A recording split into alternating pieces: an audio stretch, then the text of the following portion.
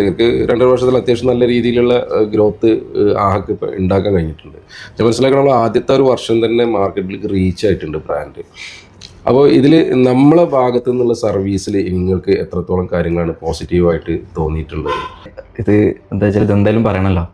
അങ്ങനെ ഞാനിത് തുടങ്ങുന്ന സമയത്ത് നമ്മൾ നിങ്ങൾക്ക് അറിയുണ്ടാവും, റെസ്റ്റോറൻറ്റ് റിനോവേറ്റ് ചെയ്യുന്നത്, നമ്മളിങ്ങനെ ഇവൻറ്റൊക്കെ മാറുന്നു, അവരുടെ ടീമേറ്റ് ചെറിയൊരു ഇഷ്യൂ ഉണ്ടാകുന്നു, ഇവൻറ്റ് മാറ്റുന്നു, നമ്മൾ പേരില്ല. തുടങ്ങുന്ന സമയത്ത് പേരിടണം നിങ്ങളോട് പറഞ്ഞപ്പോൾ നമ്മൾ രണ്ടാളും തന്നെ പേരിങ്ങനെ തപ്പിക്കൊണ്ടിരുന്ന്, പിന്നെ അതിൽ മലയാളം മതി, ഇംഗ്ലീഷ് മതി, അങ്ങനെ. പക്ഷേ ആ പേര് ആഹന്നെ മതി നിങ്ങൾ എന്നോട് വന്ന് പറഞ്ഞ സമയത്ത് എനിക്കൊരു പേപ്പറിലാക്കിയിട്ട് അതാണ് പേര്. ആ സമയത്ത് ഒരുപാട് ഓർമ്മയുണ്ട്. കാരണം ആഹാ എന്നുള്ളതിൽ കുറെ കൺഫ്യൂഷൻ ഒക്കെ ഉണ്ടായിരുന്നു. ഇപ്പാണെങ്കിലും ഇഷ്ടം പോലെ എനിക്ക് ലാസ്റ്റ് പിന്നെ ഞാൻ ഒരുപാട് ദിവസം ഇങ്ങനെ ഞാൻ ആലോചിച്ചിട്ടുണ്ടായിരുന്നു ആഹാ എങ്ങനെ ആവുന്നത്.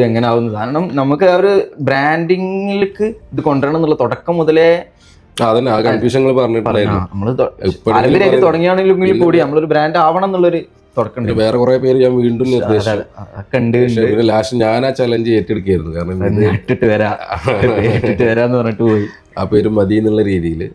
ശരിക്കും അത് ഞാൻ മനസ്സിലാക്കണം, ആ പേര് ഭയങ്കരമായിട്ട് സപ്പോർട്ട് ചെയ്തിട്ടുണ്ട് കേട്ടോ.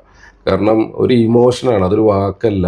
ആഹാ എന്നുള്ളതിലുള്ള ഒരു നമ്മൾ കണ്ട പോസിറ്റീവ് പറഞ്ഞാൽ ഒരാളുടെ ഇമോഷനാണ്. ആളുടെ ഒരു വാവ് ഫീൽ ഉണ്ടാകുമ്പോൾ, ഒരു എഫക്റ്റ് അയാൾക്ക് ഉള്ളിൽ ഫീൽ ചെയ്യുമ്പോൾ ആഹാ കൊള്ളാമല്ലോ. അവിടെ ആഹാ എന്നുള്ളത് ആ ഒരു ഇമോഷനെ എക്സ്പ്രസ് ചെയ്യുന്ന കാര്യമാണ്. അതിൽ ഭയങ്കര പോസിറ്റീവ് ഉണ്ട്. ഒരു നല്ല രീതിയിലുള്ള സൗണ്ടഡാണ്, മെമ്മറബിളാണ്.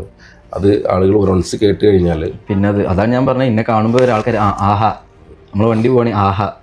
സംഭവം എന്താ വെച്ചാൽ എന്നോട് ഞാനിത് തുടങ്ങണ മുന്നേ നമ്മൾ കൂടെയുള്ള ഷെഫ്, എക്സിക്യൂട്ടീവ് ഷെഫ്, അതിനകത്തിട്ട് അത് വേണ്ട 50 കൊല്ലമായിട്ടുള്ള ബ്രാൻഡല്ലേ അപ്സര, അത് എന്തിനാ മാറ്റണ് ഇങ്ങനെ.